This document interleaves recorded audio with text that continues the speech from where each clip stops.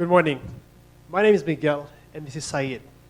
And like 12 million Australians, half of its population were invisible. You won't see people like us on TV. You won't see us in Parliament. You won't see us in the boardroom. And that's because even though migrants or those with migrant parents are half of Australia's population, we are a minuscule part of its most influential people.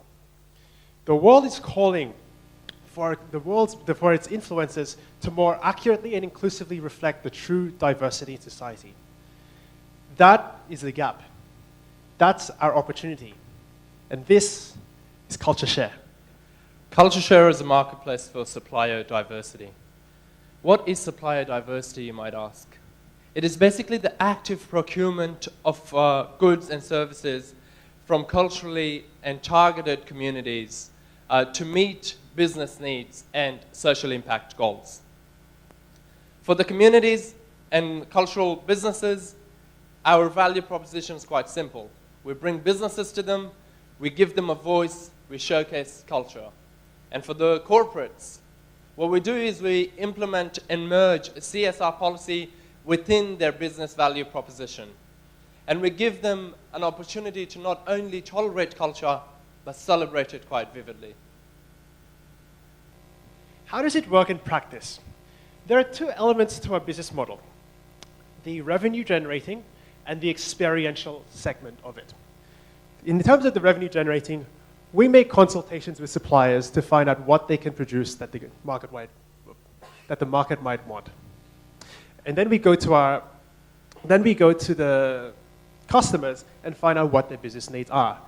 We oversee the transaction, we take 50% of the profit margin as commission and pass on the rest to the supplier. Take this range as an example. This is a range of crockery that has been made by one of our suppliers, a Japanese woman, in the style endemic to the areas of Fukushima annihilated by the tsunami and nuclear disaster. Her existing clients include Kikoman and Japan Airlines.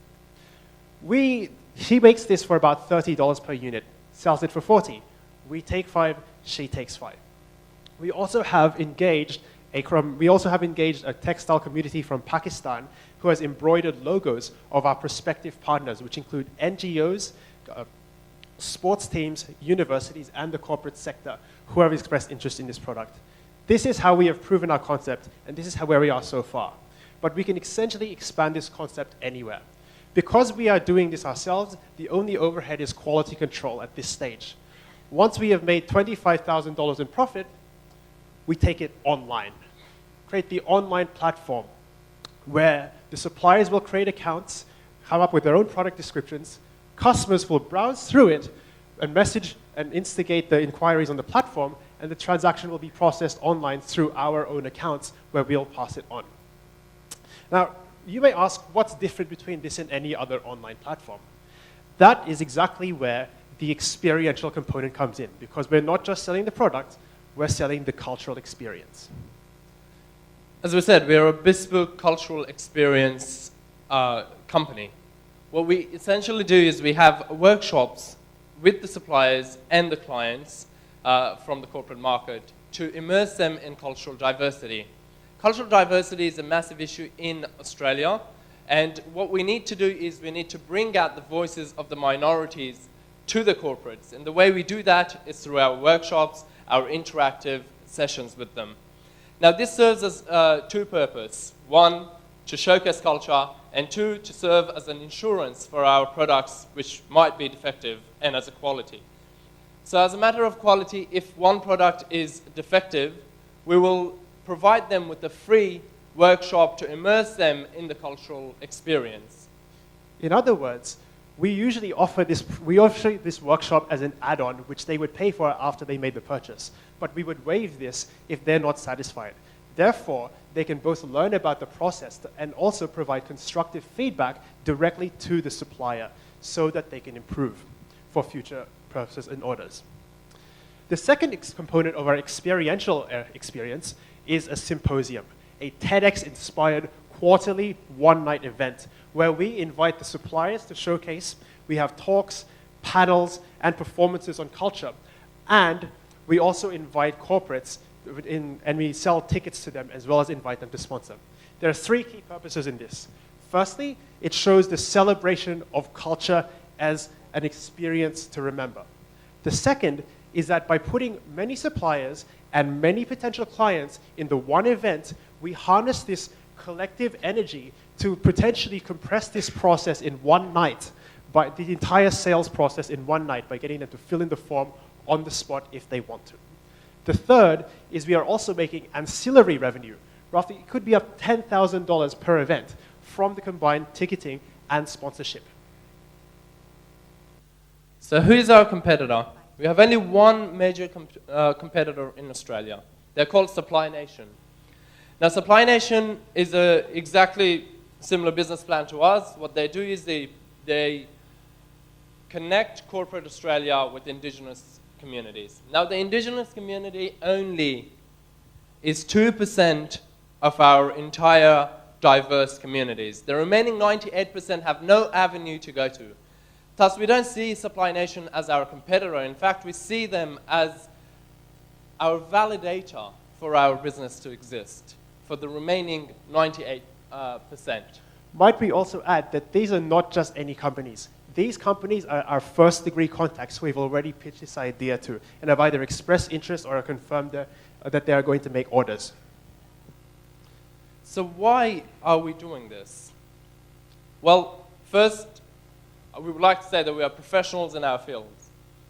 I'm a lawyer, a corporate litigator.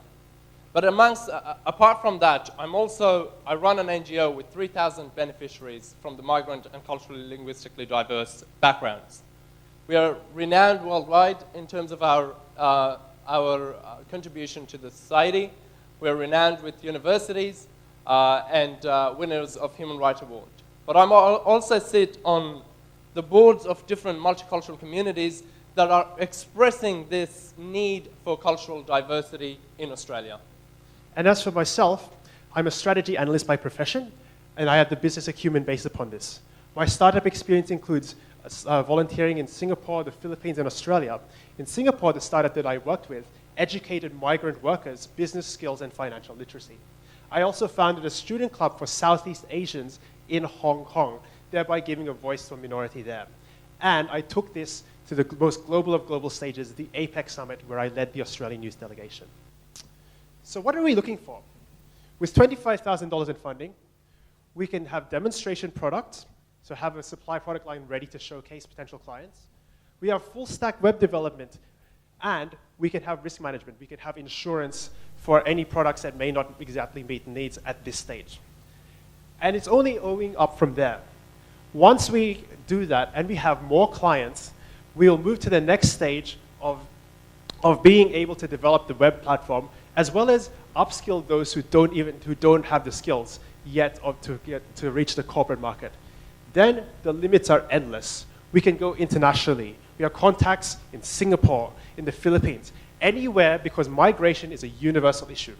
To talk about who we've got now, we've got clients including Asia Society, one of Australia's largest bank, actually, the Commonwealth Bank of Australia, as well as some of the big four auditors and law firms. For us, this is more than just a business.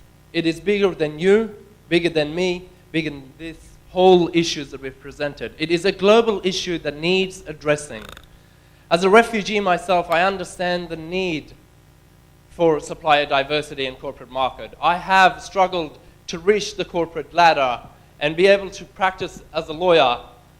But many of the refugees from Afghanistan, from Pakistan, from all around the world who come to Australia do not have that opportunity. We want to open the doors. It's time for them to be recognized. Thank you so much. Thank you, Culture Chair. We are now at question and answer session. Questions from the judges will begin now. Timer will start from the first question. Okay. Thank you so much for sharing your passion. My question is, all these are all good intentions. I still want to hear your plans about repeated customers and how you scale these with the suppliers. You know, because the big corporations will 1 year order, and maybe next year they go somewhere else to diversify. Okay. Secondly, the suppliers are maybe cottage industry. And if you want to expand that, how are you going to control, how are you going to get them funding, how are you going to manage the inventory? Thank you. Excellent. I'll take the first one. So basically, scalability is a question that we'll need. We understand that we might face challenges on the supplier side to empower them to do better quality products. However, what we have tapped into at this stage is, as we showed, go back to the Japanese, as we showed, we have quality Japanese products at this stage that we are selling, that we are being the intermediary for the community to sell. Number two, our main audience in the corporate market is not necessarily all corporate market. We are targeting those corporate market who have a CSR and diversity policy to help multicultural communities. Now that includes the benefit corporations, which I actually work in one. That includes the big four banks. It includes more than 240 big corporates, big auditors in Australia. Might I add to that, they're actually also members of Supply Nation, so they've also demonstrated that interest in that benefit market. To answer your second point, that's the purpose of the symposium. The symposium is also an accelerator because we have asked corporates to attend these events, and this is what they're interested in. They want to be present. They want to get their brand out there. In terms of actually going to upskilling, which is your second part, if I understand correctly, that is one thing that we are going to move to once we are getting to that web platform stage. So if you were to consider this as a part of leapfrogging for us to have all the funds and all the willpower compressed into one night, it will accelerate us to that next stage whereby, okay, now we have, right now we may be at the stage where we can only target established businesses from migrants and refugees, but then we can go down to we can go onwards to the even further stage, take one step further back to those who have just arrived and have virtually no means yet. So we are starting with those who are somewhat established, and then we're going to move to those who are less established once that traction gives us the room to do so. At the same time, we are partnered with Catalyzer, which is an incubation project, and we have been partnered with them to give support to this refugee communities to make their businesses grow.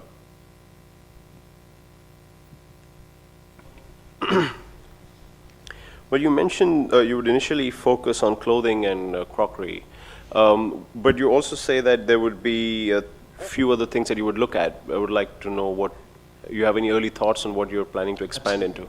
We have a partnership with an Afghan-based catering company in Sydney, as well as a florist who makes these for events. We're also exploring potential areas such as stationery. Say, for example, Saeed's diary here was made by a law firm. Their next batch of orders is coming through us for diaries such as that. I might just pass this around as a demo product. So that is ingrained within a corporate market, a benefit corporation that wants to create change, but also at the same time procure stuff that's related to their business, other than like do a CSR project that's quite unrelated to their core business value. What benefits do you give to your suppliers other than access to corporations? Well, the primary one, there's the tangible and there's the conceptual. You mentioned access to corporations as a tangible. And of course, when you consider that, that's a huge market already compared to what they can already service. So the businesses that we are targeting, they are probably only able to reach a catchment area of about 10,000 or so people within their immediate neighborhood in Sydney. And that's their sort of ethnic enclave, because Sydney has a lot of ethnic enclaves. The corporate market is, of course, we're talking in the areas of millions of dollars. To go straight to your question in terms of that, we also have the intangible, which is the overall awareness, as we mentioned, because of the fact that there's less presence of that diversity in the most influential sectors, such as corporate and political areas. That also means that the broader community has the opportunity to access, because of having established this network with the corporates in Australia, they can have opportunities such as employment and other forms of education, for example, through the platform because of the connection that we've made between the two bodies. We are already partnered with another startup called Refugee Talent, which actually seeks to employ refugees in corporate market.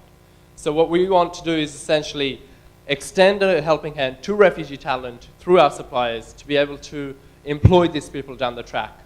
But as a matter of fact, racism in a Trump era has become a global issue.